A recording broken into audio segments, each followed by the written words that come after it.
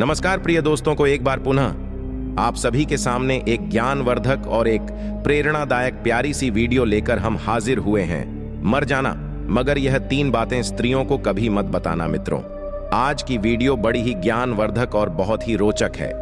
आज की वीडियो का मकसद है कि कभी भी इन बातों को स्त्रियों को या अपनी पत्नियों को कभी नहीं बतानी चाहिए। बड़े बड़े वेद पुराणों और ग्रंथों से जानकारी मिलती है कि शादी के बाद वर और वधू का संबंध कैसा रहने वाला है। वहीं कुंडली मिलान में नाद्धि और भकूट दोष लगने पर निवारण की सलाह भी दी जाती है, जबकि राक्षस गण मिलने पर शादी न करने के लिए कहा जाता है। सनातन धर्म में विवाह पूर्व लड्डचके और लड्ढकी की कुंडली मिलान की जाती है। इससे यह झांत किया जाता है कि विवाह पश्चात दोनों का वैवाहिक जीवन कैसा रहेगा। कुंडली मिलान से स्पष्ट जानकारी मिलती है कि शादी के बाद वर और वधू का संबंध कैसा रहने वाला है। वहीं कुंडली मिलान में नाद्धि और भकूट दोष लगने पर निवारण की सलाह दी जाती है, जबकि राक्षस गण मिलने पर शादी न करने के लिए कहा जाता है। हालांकि शादी के बाद विचारों के आदान प्रदान और व्यवहार में तालमेल न रहने की वजह से भी लड्ढाई होती है। इस स्थिति में पति और पत्नी एक दूसरे पर आरोप प्रत्यारोप करते हैं। इसके लिए आचार्य चाणक्य ने पुरुषों को कई बातें अपनी पत्नी को न बताने की सलाह दी है। अगर आप भी सुखमय वैवाहिक जीवन बिताना चाहते हैं तो भूलकर भी ये 5 बातें अपनी पत्नी को न बताएं। आइए जानते हैं। ग्रंथों की माने तो अपनी पत्नी को दान के बारे में कभी न बताएं। शास्त्रों में निहित है कि दान की जानकारी किसी से शेयर नहीं करनी चाहिए। अगर करते हैं तो दान का पुण्य प्राप्त नहीं होता है। खासकर पत्नी को तो भूल कर भी नहीं बताना चाहिए। बजट बिगड़ने पर आपकी पत्नी दान देने के ताने मार सकती है, इसलिए दान गुप्त तरीके से करें। ग्रंथों में यह भी साफ साफ लिखा है कि अपनी कमाई की जानकारी भी पत्नी को नहीं देनी चाहिए। आप कितना कमा रहे हैं, इसकी जानकारी आपको और आपकी कंपनी को होनी चाहिए। अगर पत्नी को आपकी कमाई का पता चल गया तो वह आपके बजट को बिगाड़ सकती है। साथ ही आपके व्यक्तिगत खर्चे पर भी लगाम लगा सकती है। साथ ही अपनी कमजोरी भी पत्नी को नहीं बतानी चाहिए। अगर आपकी पत्नी आपकी किसी भी कमजोरी को जान लेती है तो वह किसी भी वाद विवाद की स्थिति में कमजोरी का जिक्र करना नहीं भूलेगी। इसलिए ले छोटी या बड़ी कोई भी कमजोरी पत्नी से शेयर न करें। स्त्री से भेद न बताने के बारे में भी ग्रंथों में यह लिखा है कि अपने अपमान की जानकारी भी पत्नी से नहीं करनी चाहिए।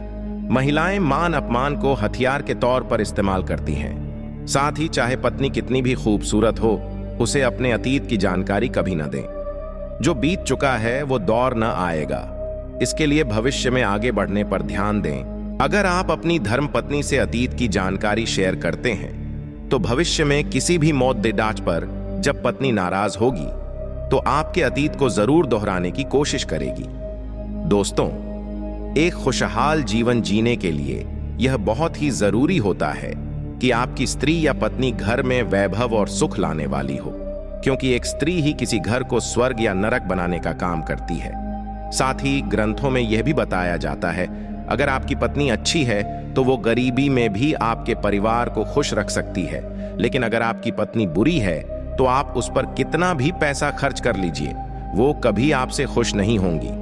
अच्छी पत्नी गरीबी में भी आपके परिवार को खुश रख सकती है, लेकिन बुरी है तो। ग्रंथों में पत्नी से संबंधित कई ऐसी बातों को बताया गया है जिसके बारे में जानकारी रखना हर पुरुष के लिए महत्वपूर्ण होता है, ताकि उनका दाम्पत्य जीवन सुखपूर्वक बीत सके। इस बात से तो हम सभी वाकिफ हैं कि हमारे जीवन को सरल या मुश्किल बनाने में हमारी वाणी का विशेष महत्व होता है। किसी भी व्यक्ति के पत्नी को वाणी से मधुर होनी चाहिए। स्त्री अपनी मधुर वाणी से अपने परिवार पर आने वाले सारी परेशानियों का हल निकाल सकती है। अगर आपकी पत्नी की वाणी मधुर है तो वो परिवार में सभी लोगों के साथ अच्छा संबंध बनाकर रखती है, जिससे परिवार संयुक्त रहता है। लेकिन वही दूसरी ओर झगड़ालू स्वभाव की पत्नियां कभी अपने परिवार को सुखी नहीं रख पाती, क्योंकि उनकी कटुवाणी ऐसा होने नहीं देती, जिस कारण आपके सभी रिश्ते आपसे दूर होने लग जाते हैं। इसलिए ग्रंथों में पत्नी के बारे में कहते हैं कि पत्नी मीठी वाणी वाली होनी चाहिए। ग्रंथों के अनुसार खर्चीले स्वभाव की पत्नी बनती है। घर के लिए आफत। पत्नी को घर की लक्ष्मी कहा जाता है क्योंकि पत्नी का काम होता है घर को समेट कर रखना। लेकिन जिस व्यक्ति की पत्नी स्वभाव से खर्चीली होती है उसके घर पर कभी लक्ष्मी का निवास नहीं होता है। फिर चाहे आप कितना भी कमा लें, ज्यादा खर्च करने वाली पत्नी कभी भी धन का संचय नहीं कर पाती है और आय से ज्यादा ही खर्च कर देती है, जिसका प्रभाव आपके घर पर आर्थिक संकट के रूप में पड़ता है। इसलिए कहते हैं कि पत्नी को धन संचय करने वाली होनी चाहिए, न कि अत्यधिक खर्च करने वाली। साथ ही पुरुषों से संबंध रखने वाली महिला बनती है। घर के सर्वनाश का कारण हर स्त्री का धर्म होता है कि वो अपने पति के अलावा किसी पराये मर्द की तरफ आंख उठाकर भी न देखे, और जिस व्यक्ति की पत्नी पर पुरुषों से संबंध रखती है या उन पर गलत नजर रखती है, उनका घर पूरी तरह से बर्बाद हो जाता है। इसलिए पत्नी को अपने पति के अलावा किसी भी गैर पुरुष के साथ अत्यधिक बातचीत नहीं करनी चाहिए। ऐसा करना उनके दाम्पत्य जीवन के बर्बादी का कारण बन सकता है। आपको यह भी जानकारी होनी चाहिए कि आपकी पत्नी सच्ची जीवन साथी है या नहीं लेंगी। परंतु अगर आपकी पत्नी के मन में हमेशा असंतुष्टि ही रहती है तो आप उन्हें कितना कुछ भी क्यों न खरीद कर दे, लेकिन फिर भी वो आपसे अपनी असंतुष्ट प्रवृत्ति के कारण लड़ते ही रहेगी और कभी खुश नहीं रहेगी।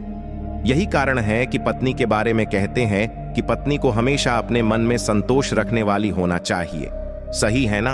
और यह भी है कि पत्नी माँ बाप का सम्मान करने वाली हो।